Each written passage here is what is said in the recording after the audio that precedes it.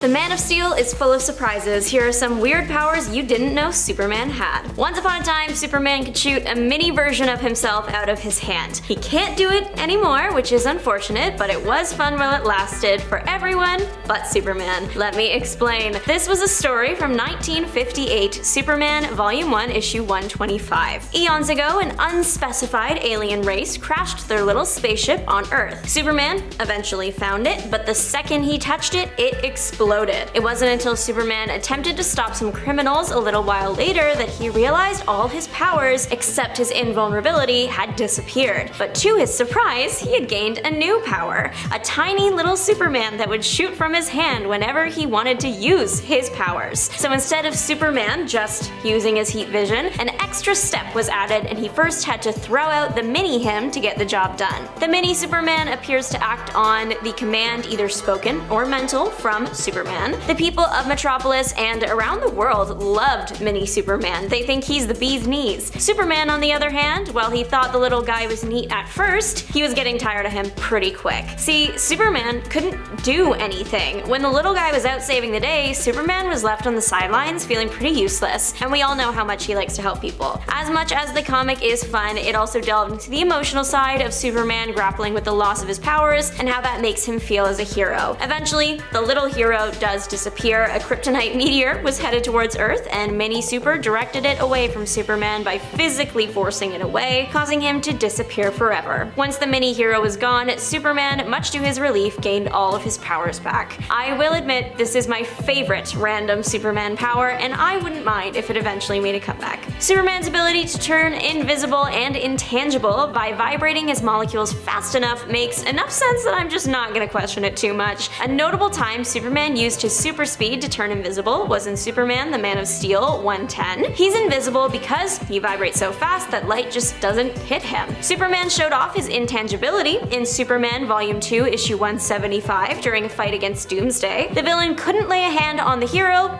until he let him. This was also happening during Superman's monologue to the villain about how Doomsday used to not feel pain, so really rubbing it in his face. Superman has what is referred to as plastic features. The language that is used to describe Clark shifting his appearance makes it sound like he doesn't just shapeshift, but actually physically twists and molds his face to how he wants it to look. This power is from the Earth 2 Superman, so like the version active mainly during the Golden Age. One example of a time Superman messed with his face was in Action Comics 55. He stumbled on a fight in which the good guy was outnumbered and also physically no match for his opponents. So Superman snatched the guy out of there, twisted his features, took the guy's place, defeated the bad guys, and then switched them back. Of course, knowing that Superman has the potential to change his literal face around, why didn't he just do that to keep a secret identity? My guess is it's probably easier to take off some glasses than to reconfigure your face every time. Moving into the movies from the 1980s, Superman 2, Superman displayed his amnesia kiss power. Super fun, love the implications of this. How does it work? That is still up for debate even over 40 years later. Lois Lane, during this movie, knew Superman's secret identity, and it was weighing on her, so in an act of mercy, I guess, Clark decided to give her a super kiss that would erase her memories of his secret identity, and only that. Nothing else in her memory was affected, just those memories. For a guy that can't handle magic, it sure seems like the explanation for a lot of stuff. Many people think that the Superman 2 scene may have been inspired by early Superman comics. In Action Comics 306, Clark Kent was at the Daily Planet's Christmas party. There was some mistletoe hanging, and Lois and Clark found themselves under it. Lois promised to kiss Clark as if he were Superman, so Clark rose to the challenge and kissed her as Superman, literally giving her a super kiss. She does come up from it dizzy, so while there was no memory wipe involved, it certainly had an effect. I wonder if the magic movie kiss could be explained in a similar way to how the Professor X Moira kiss from X-Men went, that there was maybe an element of telepathy involved, especially because Superman has shown that he has the power of mind control. Again, this was in the earlier days of Superman comics in Superman 45 from 1947. The hero is shown using his telepathic will control, so technically it's not mind control, I guess if we were being specific. specific. In this comic, Superman had been kidnapped by aliens and placed in a creepy, trophy museum. He was physically incapacitated, however his mind was still active, so he used his will control against an alien wearing the tech that he would need to get home, getting them to remove it from their body. He then knocked his glass cage down and used the plastic face twisting thing we talked about before to transform into one of the aliens. He was able to grab the tech, save the other prisoners, and escape, destroying the alien tech once they all got back home. Overall, there is one major criticism when it comes to the whole Clark Kent Superman disguise thing, and that's people saying that only wearing glasses as the disguise is kind of silly. Many people claim that they would absolutely recognize someone if they just put on glasses, and now that we know about Clark's shapeshifting abilities, the man has no excuse, but maybe, just maybe, there was once a reason why Clark's glasses just did the trick. Apparently, they were once briefly hypnotizing people into believing that Clark Kent and Superman were physically different people. The way the story went is when Clark was a kid, he destroyed his glasses using his heat vision while wearing them, so he went to the rocket that delivered him and found that the glass on it happened to shatter in two perfectly rounded pieces that just happened to be the right size for his glasses, because Clark seems to have super luck too. Superman reasoned that the properties of the glass must intensify the low-level hypnotic effect of his eyes, meaning that when he wears them, they help him project what he wants people to see when he looks at them. So Clark Kent appears as scrawnier and less handsome, but the glasses come off and poof, it is strong and pretty Superman. Back in the movies, that time in 1987's Superman 4: The Quest for Peace, Superman seemingly rebuilt the Great Wall of China after it was destroyed. However, it appeared he did it just by looking at it. Now, we already know that Superman can make himself vibrate so quickly he can turn invisible, so maybe he was just moving so fast we didn't see it. Either way, it's a giggle-worthy moment for many super fans. Superman's power of total memory was once mentioned in Superman 156. Basically, he contracted a deadly virus and he was just trying to remember anything he could about it from his life back on Krypton before, when he was a baby, meaning he was accessing his total memory power, what we would all call eidetic memory. Now, it seems that if you put super in front of anything, it is now a Superman power. So here are just a few incredible ones that I came across during my research for this video. Super mathematics. Instead of just saying that Superman was a genius, they went with this. Then there was super heartbeat control. Some villains tried to hurt Superman using kryptonite, only it wasn't real kryptonite, but Superman had to make them believe he had passed on, so he just stopped his heart. Super ventriloquism. Superman is able to make it sound like his voice is coming from another location, even projecting his voice all around the world. That could also be referred to as super yelling, which he has also done. The Golden Age was certainly an era of fun and the gift that kept on giving. Dead Ringer can take on the form of any deceased body he touches, human or animal. Louis Dexter is a mutant who chooses to use his powers for evil. He started to remove pieces of heroes from their graves, because when he touches a deceased super person, he gets their powers. Dexter is limited to one person at a time, and if he wants to revisit the body of someone, he has to touch them again. And that's hard to do when you take decaying into account. Dead Ringer did learn how to delay transformation so he could touch a body and then just keep him in his back pocket until the right time. To make his life easier, Dexter decided to start carrying pieces of heroes in a cigar box with him.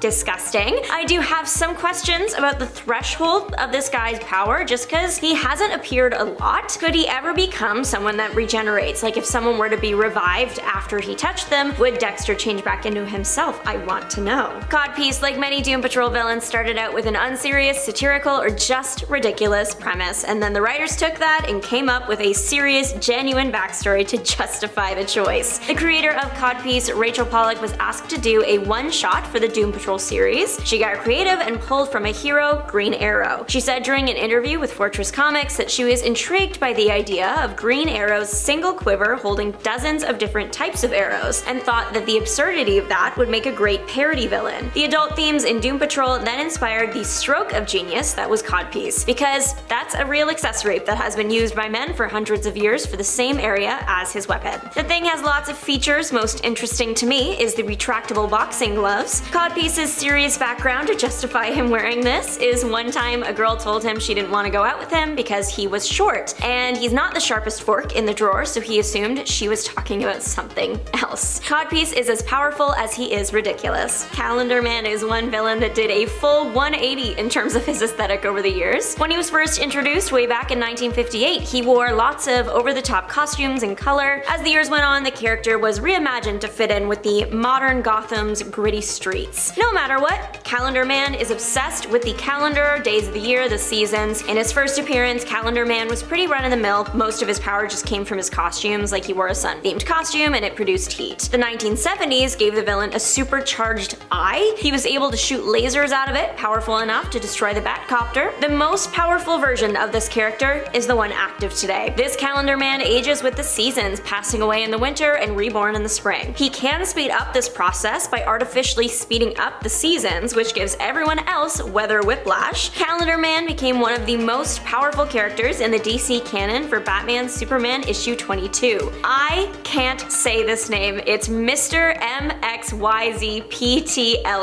He gave Calendar Man a magic hat that allowed him to see outside the panels of a comic. This let him attack other characters from the past and future in the present. He was even able to erase stuff out of existence by crossing it out on the page with a pen. The villain took on Batman and Superman and nearly won that fight, but only lost due to a momentary distraction. Stained Glass Scarlet is one of my favorite Marvel villains, but even I have to admit her powers can be a little bit weird. Originally, this Moon Knight villain started out only able to form psychic bonds with people, and that would only work if the other person was on board with the procedure. With each appearance of the character, her power grew though, along with her villainous intent. After being reborn, Scarlet's body transformed to be made of stained glass, which looks really cool. Sticking with the theme, she also now controls glass, and I don't think I need to clarify why someone with the ability to throw thousands of glass shards in varying sizes would be considered powerful or dangerous. In addition to her supernatural powers, Scarlet trained in martial arts and weaponry with a special focus on the crossbow. Scarlet worked her way up in the world, starting out as a normal human woman in a tough spot, but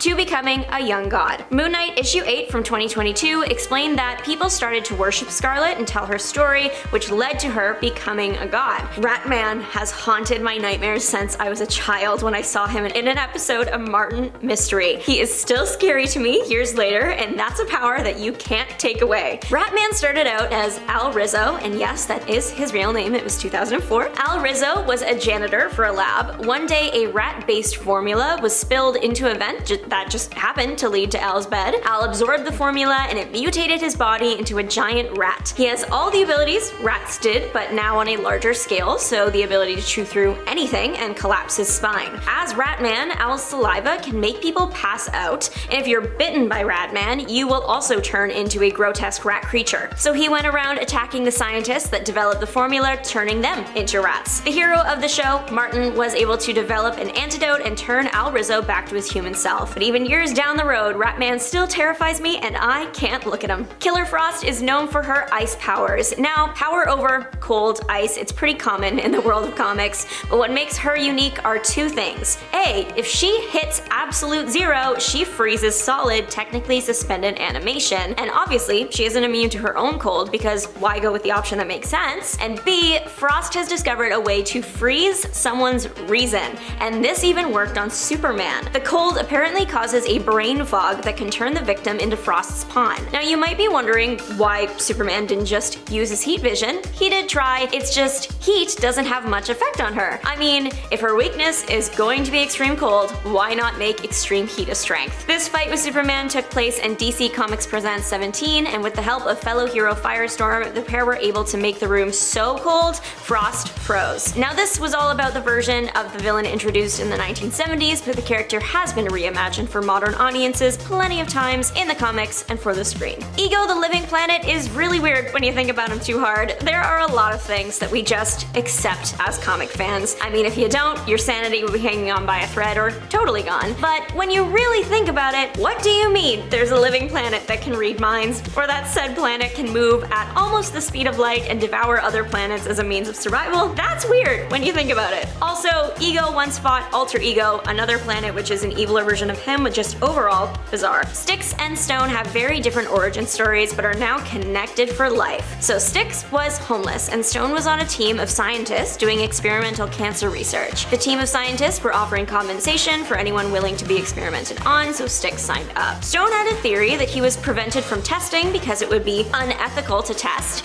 He thought that someone could become immune to cancer the same way you can become immune to snake bites. Of course, he did run the test on Styx, and of course it ended in the worst way. Styx became a walking cancer, decaying any organic matter he came in contact with. Awful outcome, but I guess Stone's theory was right. Styx was immune to cancer. Somewhere along the way, we actually don't know how it happens, but Stone turned into a big stone monster, and with that, he gained the ability to decay any inorganic matter. The combo of the two is lethal to any foe. One odd DC villain unlocks his vast power by snorting a certain brand of white stuff. He goes by Snowflame. He's a cartel leader that actually creates the white powder that he uses. Once Snowflame ingests the stuff, he is super strong, speedy, can't feel pain, or if you touch him, he's coated in the snow, so you will also be affected by the substance. He also has fire powers, if all that wasn't enough, and also because you'll need that when it comes to the process of using snow. The character is not widely loved for obvious reasons, but there is one person out there that is single-handedly keeping him afloat. In the actual canon, the character has made a few reappearances and died 3 times. The first was his first appearance against the New Guardians. He was in a shed that blew up. The second was a rebooted version of the character that met his end to a giant jaguar. And the third and current final time, instead of snorting his usual power-inducing stuff, he snorted a poison frog. An end just as chaotic as the character, which is fitting. Collective Man is so interesting to me. The villain is 5 Chinese brothers that merge into one. When they merge together, they apparently gain a connection to everyone in China. The connection allows Collective Man to draw on power from any Chinese person they want. Drawing on 10,000 people's strength gave Collective Man enough muscle to handle Sasquatch. It's not all sunshine and rainbows though. The brothers almost passed from absorbing too many people's life forces at one time. The brothers also have another odd ability. They can make any Chinese person a clone of a brother and then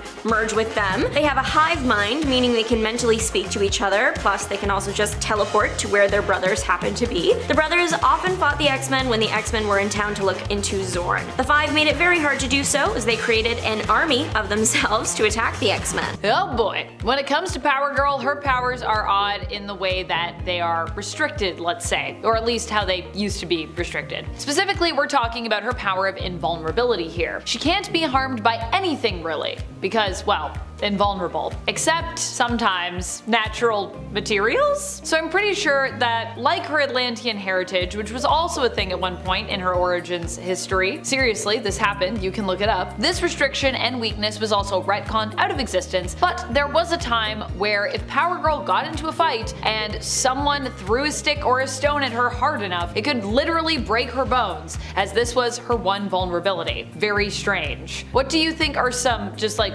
weird powers in terms of restrictions that exist? Sometimes there are just things that I'm like, but why? I think it says it all when you belong to a team with the words substitute heroes in the title. Dag Wentham is known as Stone Boy, and he belongs to the team known as the Legion of, yes, substitute heroes. He is an alien from the planet Zwen who can transform into a stone form, becoming super strong and durable. Sounds pretty cool, right? But this also immediately makes him, unable to move. Not super useful in combat if you want to, I don't know, do anything other than just survive, I guess. Let me put it another way. Stone Boy has also not been spotted since the New Earth continuity. I think that tells you just how ridiculous his abilities are. So ridiculous that we can't even seem to find a place for him in the massive universe that is the Prime Earth continuity. And this is even after he finally manages to gain some ability in a possible future to move somewhat while in his stone form post 0 hour. Zatanna is one of those characters who can do pretty much anything, but even she has rules that she needs to play by, which make her powers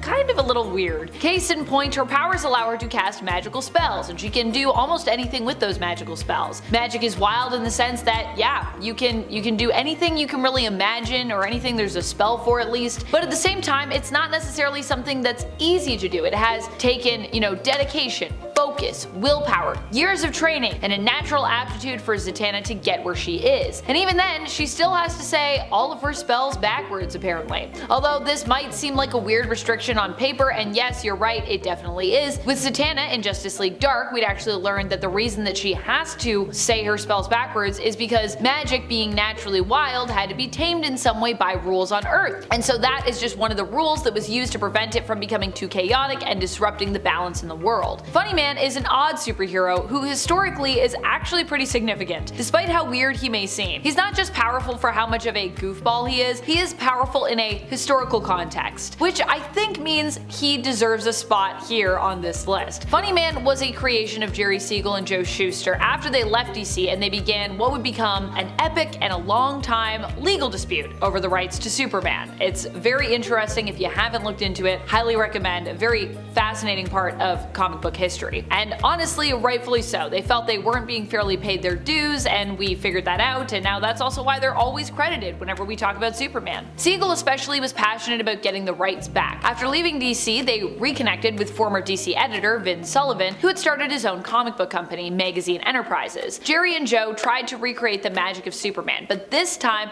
by teaming up to make something entirely different and new.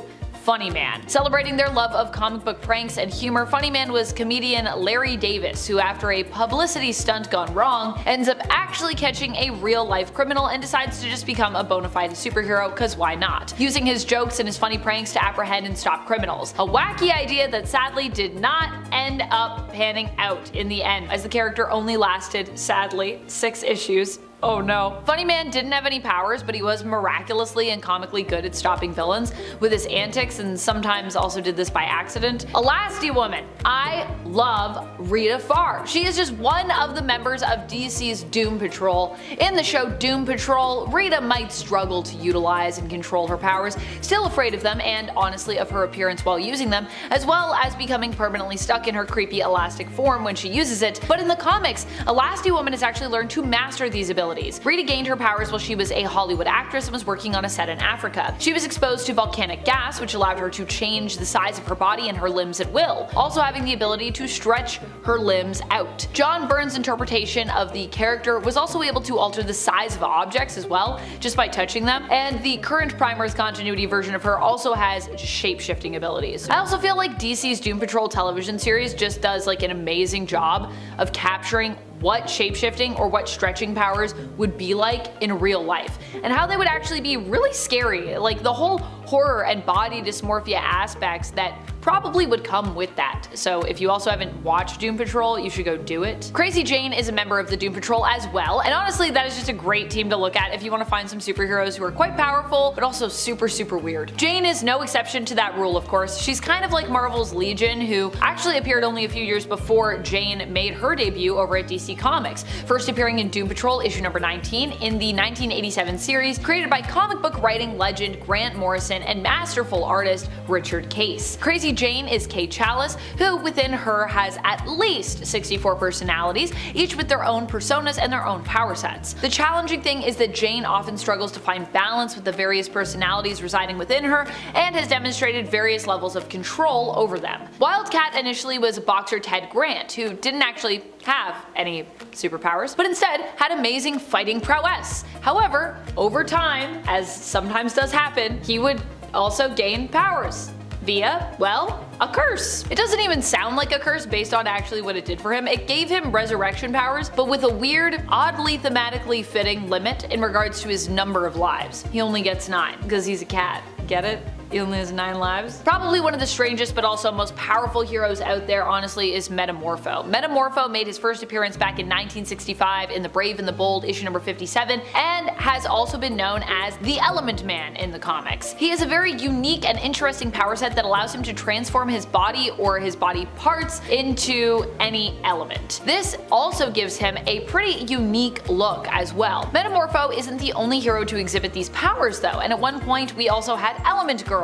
The story ended up being quite dark in the end, very bleak actually. But before Sandman happened, she did assist Metamorpho on some of his adventures. Both Element Man and Element Girl are believed to be agents of the Egyptian sun god Ra, Amun-Ra. He created beings that apparently were known as Metamorphae, and that's apparently what they are. Aquaman is an interesting character. Oftentimes he is considered to be one of the weakest members of the Justice League, and is often, I would say, the butt of many DC Comics fans' jokes. Maybe a little less now that Jason Momoa was Aquaman recently, but still, at the end of the day, That is a thing that did happen, and I would actually say that Aquaman, when you think about it though, is actually pretty nuts when it comes to his power set, at least in the modern day. I feel like the fact that we used to make fun of him so much seems goofy. Although if we go back, I guess, to some of the more old school rules when it comes to his power set, maybe it is easier to see why so many people considered him kind of weak in comparison to his fellow heroes on the Justice League. One restriction that was pretty weird was that because Aquaman was from Atlantis, he actually needed to be dipped in water periodically, or he would literally dry out, making him useless and putting him in great danger if he was away from water too long. He literally became a fish out of water. However, in the water, very powerful. Now just pretty much powerful all the time, I think. Arm Fall Off Boy has to be one of the weirdest ones out there. Unlike another odd hero Bouncing Boy who eventually in the Prime Earth continuity did achieve his dream, Arm Fall Off Boy has never made the cut for the Legion of Superheroes. Sad. And that is saying something, considering that the Legion of Superheroes themselves are a pretty weird superhero team by all definitions. Arm Fall Off Boy has the power to detach his limbs, which he typically then attempts to use to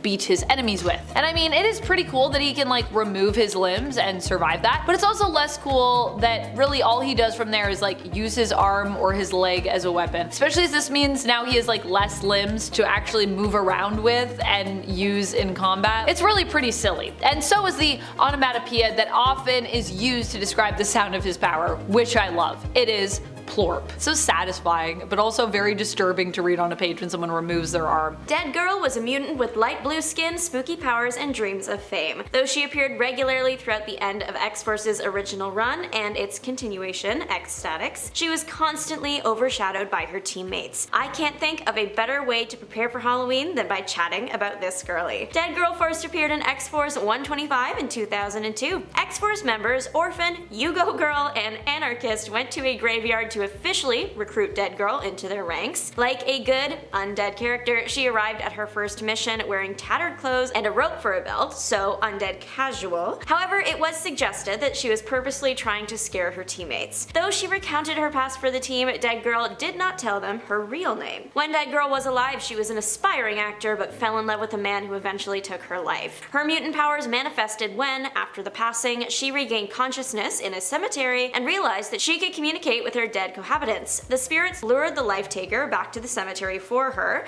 so Dead Girl pulled him into her grave and made a mattress out of his bones, which is so iconic. While an excellent tale of revenge, much of Dead Girl's origin was still shrouded in mystery. Though she was accepted into X-Force, not even Dead Girl knew the full extent of her powers. She found out quickly, however, that when her body was blown to bits, she could slowly and grossly reform. Dead Girl could also control her dismembered limbs as she choked an enemy with a detached arm. This mutant was creepy and gross and awesome. It was if she came directly from a horror movie into a comic book. The New Mutants had one of the wackiest adventures in superhero history, even by X-Men standards. And the core of those stories from the beginning was Danielle Moonstar. Known as the mutant Mirage, Dani's powers started out simple enough, if a little mystical and ill-defined, but over the course of her history they would develop, change completely, be lost altogether, and join new powers that had nothing to do with her being a mutant. Starting out as an orphaned girl living on a reservation with her grandfather, Dani experienced precognitive visions of the future and a psychic connection to the animals around her. But her primary power proved to be the ability to craft illusions, embodying the fears of those around her that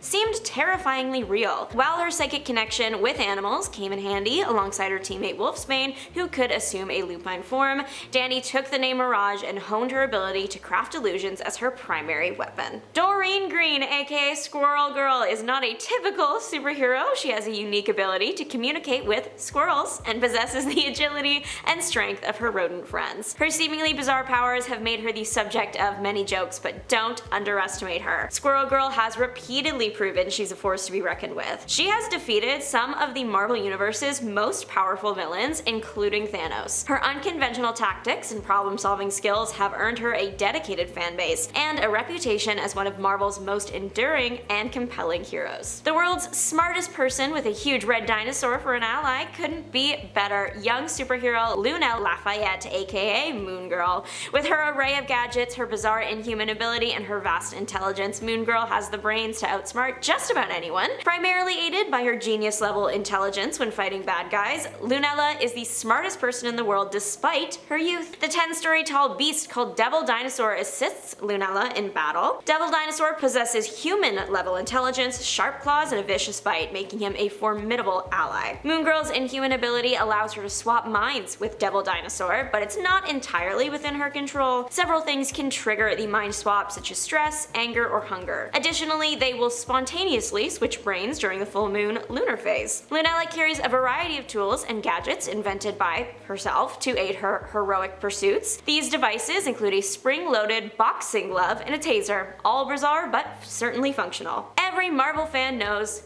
the Avengers, but aside from that main team though, there are several other superhero teams that use the word Avengers, and not all of them are so great. The Great Lakes Avengers especially are a team focused primarily on like outsiders and D-list heroes. Big Bertha is one of the most controversial members of this team. In her civilian life, she's a model, Ashley Crawford, but when she wants to, or has to, she can transform into a very obese woman, which didn't sit well with some readers, especially because other characters often make fun of Big Bertha because of her appearance. The good news here is that Big Bertha is incredibly strong and can easily squish a lot of her opponents, and since she looks different in her civilian life, her superhero identity is a well-protected secret, unlike other superheroes who out themselves to the public and then severely regret it later, such as Spider-Man during the Civil War storyline. Still, there are a lot of Marvel heroes who are super strong without the need to transform in such a way, which makes Ashley's power one of the strangest ones. Spring-heeled Jack, also known as just Jack, possesses the extraordinary ability to leap great distances thanks to his incredibly powerful legs. While this power may appear unremarkable compared to some other superheroes, Jack has used his leaping abilities to significantly take down some of the most formidable villains in the entire DC universe. Despite being a lesser-known hero, Jack's acrobatic skills and unparalleled agility have proven valuable assets in combat, allowing him to evade attacks and strike from unexpected angles. With his unique power and impressive combat skills, Spring-heeled Jack is a hero not to be underestimated. Dog Welder, aka also a Jack, is one of the most bizarre superheroes with a disturbing and intriguing ability. As the name suggests, his power involves welding dead dogs to people's faces, which is not for the faint of heart. Despite the grotesque nature of his power, Dog Welder has used it effectively to take down criminals and other villains, making him a valuable asset to his team. While his methods may seem extreme, his dedication to justice cannot be denied, and he is a reminder that even the weirdest powers can be used for good. Johnny D has my least favorite mutation that I've ever seen, and also the strangest mutation I've ever seen. A sentient maw attached to him. It's right in the middle of his chest, and Johnny has named it the Freak. The Freak produces voodoo dolls. To get a doll, Johnny must feed the maw a DNA sample, like hair. The maw will spit out the doll, and Johnny will get full, absolute control over that person. Now, I'm sure that getting people's DNA is probably really annoying, but once you have it and you have the doll, there is nothing Johnny can't do. As it stands, there isn't anyone that he can't control if he has their doll. There is a theory that Johnny is not the mutant, but that the maw is the mutant, and that it's just attached to a normal Johnny. The Freak does have its own brain, so it's a very real possibility, but they're literally attached, so Johnny, mutant or not, you might as well be. Johnny happened to be one of the only mutants to keep his mutation after M-Day, and can I just say, I would be so mad. Imagine learning that hundreds of mutants lost their powers, but you were still stuck with your chest maw, a chest maw that once tried to hurt you. That would be the start of my villain arc. Personally, Johnny is stronger than me. Jack Hawksmoor can either be the most powerful hero on the battlefield or the weakest, and it depends entirely on one odd factor: the size of the city he's in. Hawksmoor of the Wildstorm universe experiences a symbiotic link with whatever city he's in. The bigger the city, the more powerful he is. In fact, if Jack were to exist outside a large urban center for long, he would literally pass away, so it's imperative that he lives somewhere like New York. The reason Hawksmoor is like this is because time-traveling scientists used him as a lab rat, and he is now more alien organs and foreign objects than human. Jack's city-sanctioned powers are the stuff that you would usually see, like enhanced senses, the ability to stick to walls and also phase himself and others through walls, sometimes fatally to his enemy. Then he also has traditional superpowers with like a city spin on them, like he's capable of telepathy, but with buildings. He can also go up to a window or a mirror and see everything it has seen, almost like it's a personal security camera. He also uses windows and mirrors as a form of teleportation, stepping into one and out another. One time in Jenny Sparks' The Secret History of the Authority, Jack literally turned the entire city of Tokyo into a giant battlesuit to fight Kansas City, which also gained sentience, for some reason. A final fun bit about Jack's powers is whatever city he's in, he speaks every language spoken in that city, and that is pretty powerful in itself. Ice Cream is a mutant whose abilities allow him to turn into ice cream. That's it. That's what he can do. He was once a villain who was jealous of the X-Men and sought to take them down because their powers were a lot cooler than his.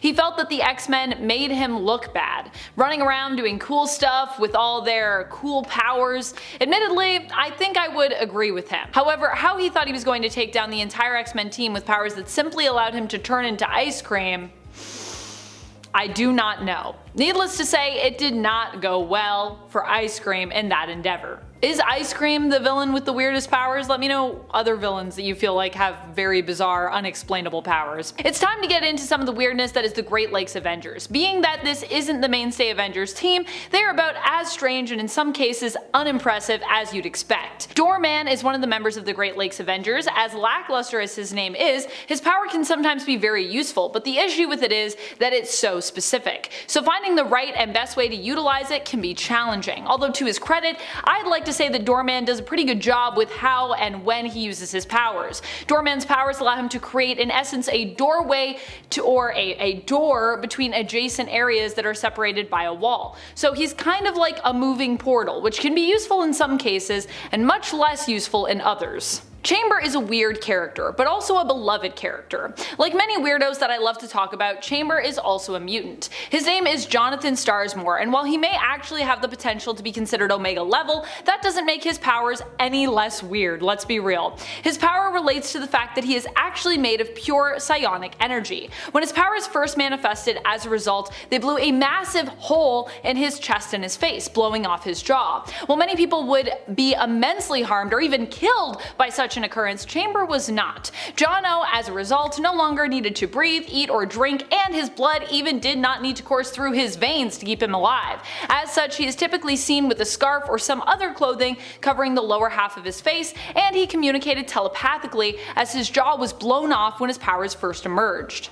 Zeitgeist is known for his weird power, which when it first manifested, scarred the face of a young woman he happened to be making out with at the same time. His power is that he can produce acidic vomit, which I'm not really sure how you could best utilize that if you were fighting in a battle, and it would definitely make for quite the hazard if you just had the flu and you were feeling, super unwell, super nauseous. Zeitgeist does wear a protective mouthpiece to help prevent any other dangerous cases from happening, which is good because Zeitgeist's acid vomit is powerful enough that it can actually burn through, get this, solid steel. He is somewhat more durable than your normal mortal human, which of course makes sense if you were someone who can vomit, that level of acid. You'd have to be fairly durable to even be able to do that, to even be able to make that acid and live. Axel Clooney is a mutant and used to be the leader of the X-Force at one point, but more recently led the rival team to X-Statix known as the Excellent. I honestly love Brew, and now his powers are basically the coolest around,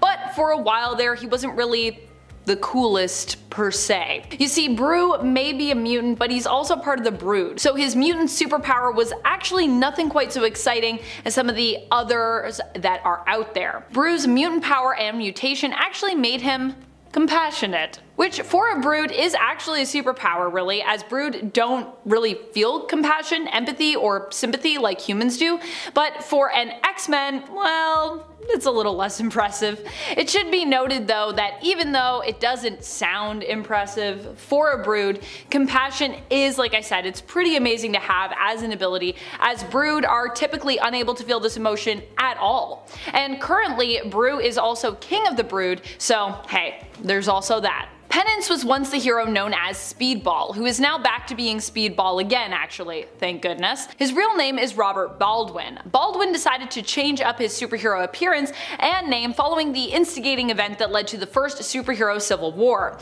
In the comics this was similar to but different from the Sokovia Accords that we saw in the MCU. Similar in the sense that many people died, many of them in the case of the comic civilians, different in the sense that it wasn't a tragedy at a political gathering, but rather happened as a result of the New Warriors pursuing supervillains in the interest of their reality TV show. One person, Nitro, went off, killing a bunch of civilians and the rest of his teammates in the process, with Speedball being one of the few people to survive the incident. As a result, it was said that his powers had changed due to his guilt, and they could only be activated when he experienced physical pain. This caused Robert Baldwin to change his name and his appearance, being known as Penance in honor of all the lives lost that he felt responsible for, and wearing an Iron Maiden inspired supersuit covered in spikes, inward spikes, as many spikes as there were casualties, so that he could trigger his powers as needed. Not all mutants get to be as badass as folks like Vulcan or Storm. Case in point, Beak.